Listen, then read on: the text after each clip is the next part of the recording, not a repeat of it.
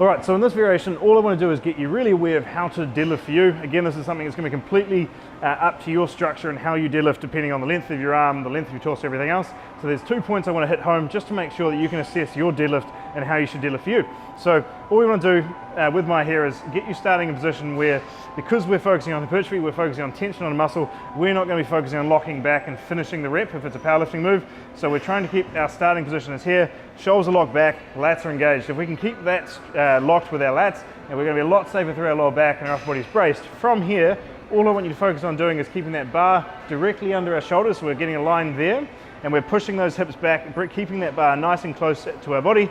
And as soon as we get past our knees, so hold there, that angle is going to be really different depending on who you are. If you've got really short arms, you're probably going to be really far over. If you've got really long arms, that's going to be a higher up angle. So depending on how you deadlift, use that assessment to find out where you are. The idea is to make sure that bar's going straight up and down and we're keeping the knees out of the way. So separate it into two motions. We're letting the hips go back and drive the bar and bring the bar down. And then from there, we're going to be keeping that bar really close to our legs, pushing the hips back.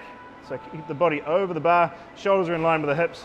So keep the body over the bar, there. So obviously knowing your range as well, if you keep going down lower than that, you can see everything starts breaking from the back to get lower down. So if you do find that point, you do find you're locked up through the hips and that's as far down as you can go, elevate up the pads with either bigger plates or some pads under the plates to find where that position is for you. So you can keep those lats locked back, that bar's nice and close to the towards your shins, and then driving up from there. So pressing with the legs, driving that back, keeping that tall, hips go back, keeping that bar nice and close and dragging that down your legs until you get past your knees. So that body stays over. Perfect.